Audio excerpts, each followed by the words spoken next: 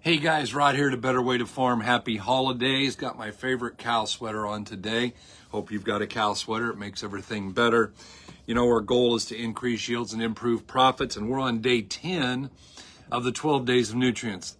And on day 10, we're going to talk about manganese, which is an interesting micronutrient and often discovered that it is confused with the secondary magnesium. There are a lot of things here that we need to know. So let's jump right in and talk about functions first, right off of our sheet.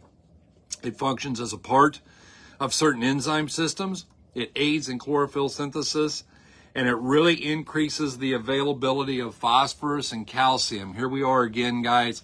We talk about one nutrient, but it's always because that one nutrient impacts and affects others.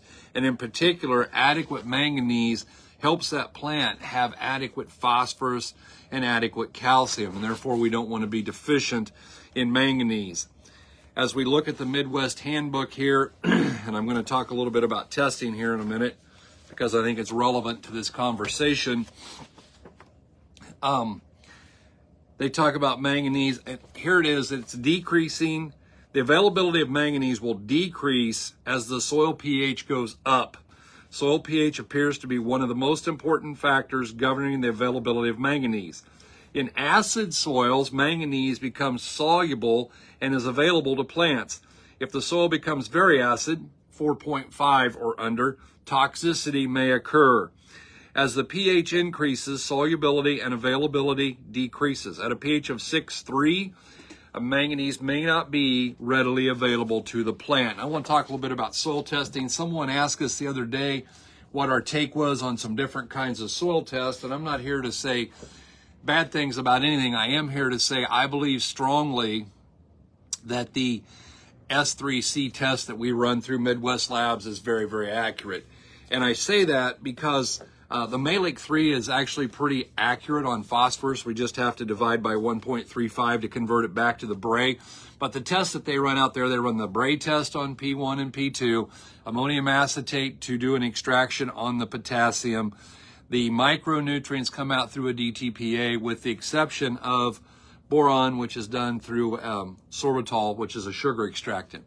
And I say that because there's so much manganese in the soil, and this is super relevant. How you extract that is really important.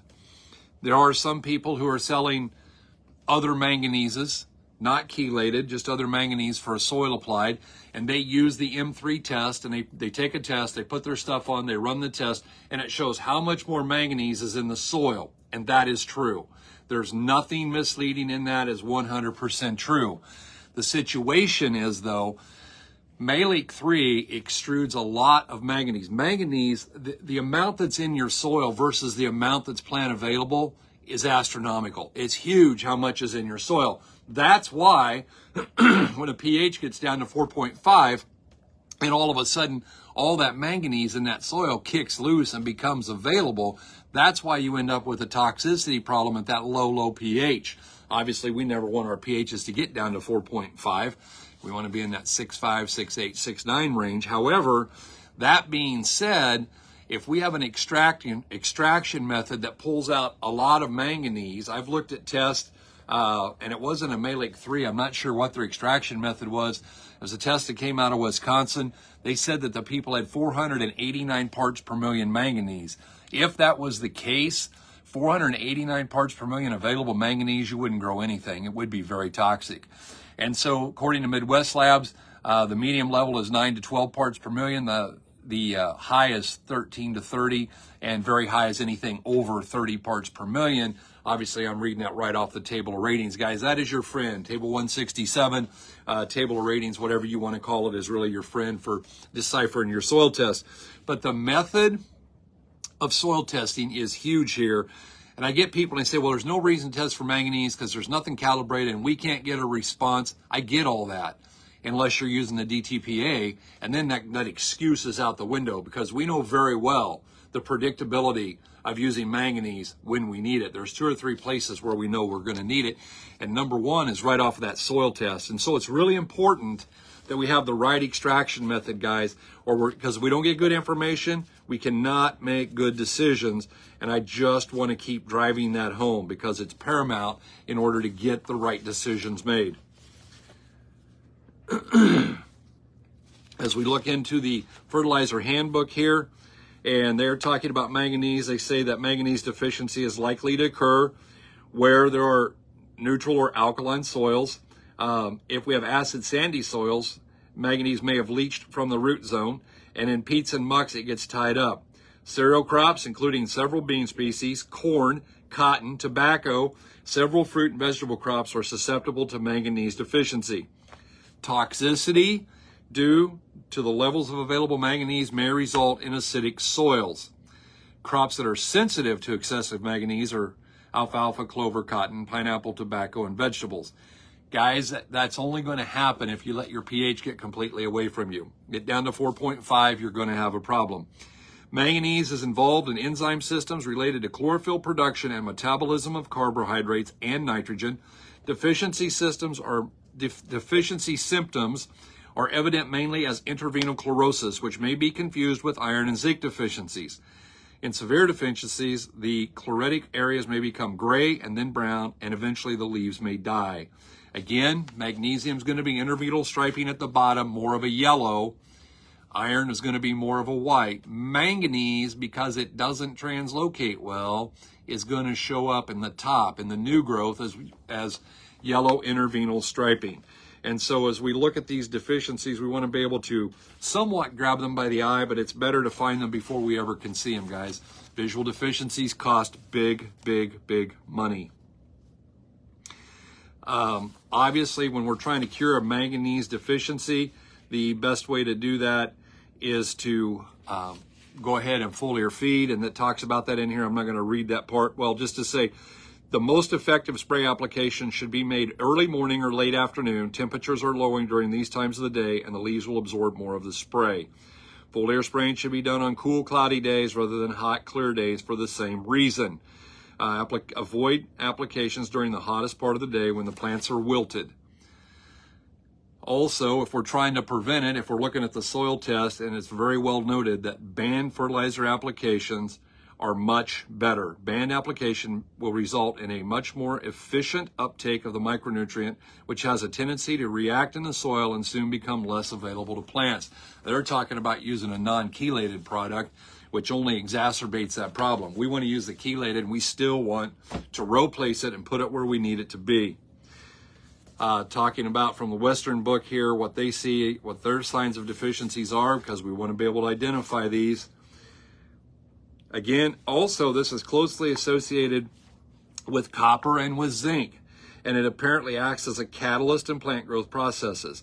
The most apparent symptoms of manganese deficiency: chlorosis between the veins in the new growth. Loss of the color is often followed by development of spots and dead tissue, which may drop out, giving the leaf a very ragged appearance, and the entire plant can be considerably dwarfed if we have a manganese deficiency. Coming out of one of our newer books, Eco Farm by Charles Walters. As I look through this, I've really enjoyed getting to spend some time in this and reading what he has to say about this. Manganese aids the oxidase enzyme in carrying oxygen, and it enters into the oxidation and reduction reactions needed in carbohydrate metabolism and in seed formation. Guys, this is responsible for fruit set. It's how we're going to get a better fruit set, and that's what we're after, is more corn, more beans all the time. And so we want to make sure we're doing those things that are going to do that for us. Looking into Albrecht's, the Albrecht papers out of, it's volume 2 that I need to be looking at. I apologize, I had 3. In volume 2 here, he was talking about the manganese. And he's talking again about the relationship to calcium, guys. And so excessive calcium carbonate may mean a deficient mobilization of many other essentials from the soil into the plant. It reduces the amount of potassium taken, and unsuspected symptoms of this deficiency may occur in a reduction of the crop. This deficiency is serious, though, because it may carry through several seasons. It also reduces the amounts of trace elements, copper, zinc, manganese, and boron active moving into the plant roots. Guys, having calcium in the right level is a good thing. Having it too high works against us and is not our friend. And we want to make sure that we're not, doing the wrong thing here. Too much of any product. Again, that base saturation, we really never want to see that get above 80%. He also says that the visual symptoms of a manganese deficiency vary from necrosis by blotches on the leaves, from chlorosis to breakdown of the seed cotyledons, and especially in legumes. And while legumes are especially like your alfalfa, is sensitive to too much manganese available, it's also very sensitive to not having enough, and it really changes how that crop grows out. I want to just, not out of any of the books, but in everything that I read as I was preparing for this, and I kept studying and studying, the thing that just kept coming back was that high pH will make it unavailable. And when I say, I'm looking at some soil tests right now for Chad, who I'm going to be calling here in a few minutes, and he's got some high pHs, and that's going to affect the availability of a lot of things. A high pH makes P1 and P2 ratios get real wide, because why? That calcium hangs onto it, makes that phosphorus less available. It's going to impact iron and make sure you can't get enough iron. It's going to hold up your manganese and keep it from becoming available. Likewise, if we let our pH get off the cliff low at 4.5, we're probably going to fight some toxicity in manganese in our plants. Although I don't know that we're going to grow anything very well with a pH of 4.5. We've got to really talk about that and think about how we're going to make that better and how we're going to correct that. Schriefer was talking about in his book regarding manganese that certain crops such as beans, shown in the figure below, will show a yellowing effect of manganese deficiency more quickly than crops such as corn. It must be remembered, however, that a crop can be deficient even though it is not detected with the eyes. Those are called hidden deficiencies or hidden hungers. We have set the soil level test of manganese at a minimum of 25 and would prefer it to be near 50. Now, obviously, they're using a different lab and a different extraction method, because we really are pretty happy if we get up into that 25 to 30 range, being very, very, very sufficient. You will note that manganese soil levels are several times higher than zinc, copper, or boron. Because of this, it's hard to really build a soil level that is low. It would require 40 pounds of elemental manganese just to raise it 10 points. So guys, we're not going to be looking at doing things that way as far as change it. We're going to farm around it. We're going to row place it. We're going to fix it, and we're going to use a chelated product so it doesn't tie up. And we're going to use a chelated product if we have to foliar feed.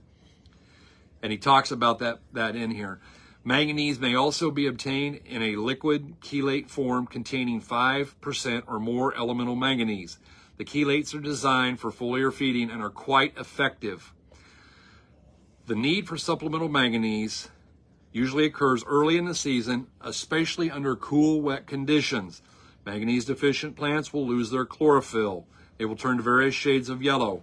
When the soil warms up and the roots begin to develop, the symptoms normally disappeared. Manganese deficient plants must be salvaged by foliar feeding. Once the signs appear, we can assume that there is a loss of yield. Prevention is the key. If we know soils are in the low range, preventative steps should be taken to head off both visual and hidden deficiencies. And guys, that brings me to this. I want to talk about, a lot of us are still using some glyphosate. And we've known for a long time, that came out of Purdue, but if we're using glyphosate, we know we're getting some yellow flash. And we know that the application of our 100% chelated manganese will reduce the yellow flash. And if we can reduce the yellow flash, we can increase the yield. The yield data is very consistent and significant. And if you're spraying, some of my friends refer to it at the farm, they call it low-hanging fruit. And one of the lowest apples on the tree that you can get and enjoy the benefits of, excuse me, one of the lowest hanging fruits that you can get a hold of is to put a pint of manganese in when you're spraying post-emerge glyphosate. Something to consider, and we'd love to talk to you more about that if you so desire and help you with it. And lastly, as we get into hands-on, because that's where I typically like to close at with Neil here and see what he has to say in regards to this. And we'll start on page 78.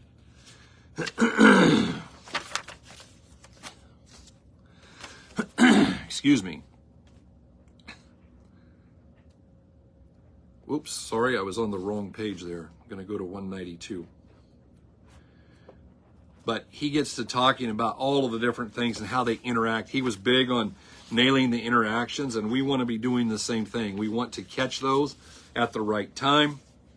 He's got Mulder's ball on here, which you should look up, Mulder's ball, and it's how all the different nutrients interact with others. First thing he says is potassium is the first key to stalk strength, but the crop also has to have enough copper and enough manganese.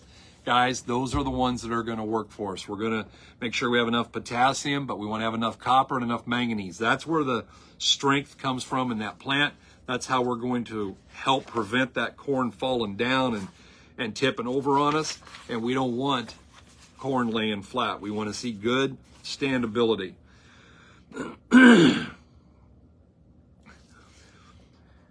Another problem that we see is too much sodium in the soil. Is too much sodium in the soil, as the percentage of sodium and potassium in any combination exceeds 10%. So if your base saturation of sodium plus potassium is over 10%, it will begin to block manganese uptake. This is another time when you're going to be in a hard times getting it in there. If this situation gets bad enough, it can cause severe problems due to lack of sufficient manganese uptake.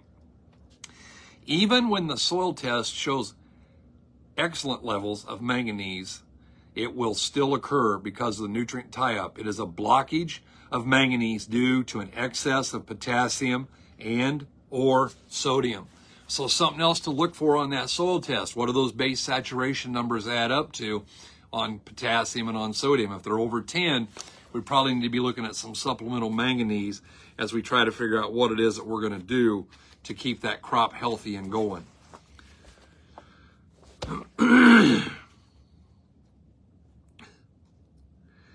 Here he is talking about as deficiencies, it will depend on more than just where your iron level is, because iron and manganese work together. So we got a combination there. Those two are relevant, and we know there's a ratio that we'd like to have on that. You'd like to see iron at 200. Once you get below 100, there's reason for concern, and manganese at 75. So guys, ideally, we know that we'd like to have about 1.5 iron for 1 point manganese. We are not going to change that. But what we are going to be we're going to be cognizant of it, and we're going to be thinking about it. And we're going to say, okay, we have too much manganese. We have more manganese than we have iron. And all of a sudden we know manganese created an iron deficiency. If we have way too much iron, maybe we've got 5 or 6 times, like I have here on my own farm. I have 46 part per million iron and manganese at 6. So it's just almost 8 times greater. That creates a need for supplemental manganese here on our farm to get a crop to grow. And again, I want to talk about this. Obviously, he was using a different extraction method. He is saying that he wants to get that iron at 200 parts per million, and we're looking at 25 being where we'd like to drain it in.